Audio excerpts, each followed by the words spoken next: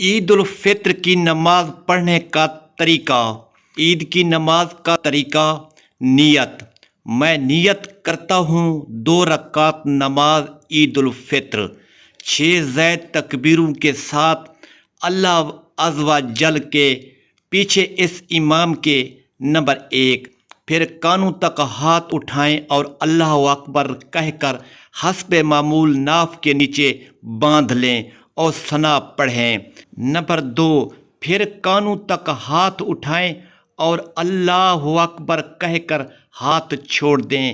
Number 3، پھر کانوں تک ہاتھ اٹھائیں اور اللہ اکبر کہہ کر ہاتھ چھوڑ دیں۔ نمبر 4، پھر کانوں تک ہاتھ اٹھائیں اور اللہ اکبر کہہ کر ہاتھ باندھ لیں۔ نمبر 5، پھر امام کی قرات کو خاموشی کے ساتھ سماعت فرمائیں اور پھر رکوع کریں۔ نمبر 6، دوسری رکعت میں امام ابتدا قرات کرے گا اور پھر 3 زائد تکبیریں کہے جائے گی۔ نمبر 7، پھر چوتھی تکبیر میں بغیر ہاتھ اٹھائے اللہ اکبر کہتے ہوئے رکوع میں چلے جائیں اور روزانہ کی طرح باقی نماز پوری کریں۔ مسئلہ: نماز عید الفطر اور عید الاضحیٰ مردوں پر واجب ہے، اس کا چھوڑنا گناہ ہے۔ ہاں، اگر شرعی سفر میں ہوں جس کا بیان نماز قصر کے بیان میں گزارا گیا ہے تو ان نمازوں میں شرکت نہ کرنے کی اجازت ہے۔ مسئلہ: بہت سے لوگ عیدین کے دن خطبہ چھوڑ کر چل دیتے ہیں یا خطبہ کے وقت بیٹھتے تو ہیں مگر باتیں کرتے رہتے ہیں، یہ سب خلاف شرعی ہے۔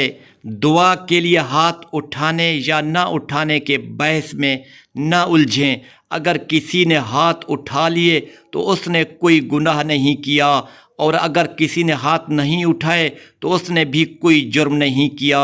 اس مسئلہ میں بڑی وسعت اور گنجائش ہے۔ حضور صلی اللہ علیہ وآلہ وسلم سے دعا کے لیے ہاتھ اٹھانا بھی ثابت ہے، اور بعض موقع پر ہاتھ اٹھائے بغیر دعا مانگنا بھی ثابت ہے۔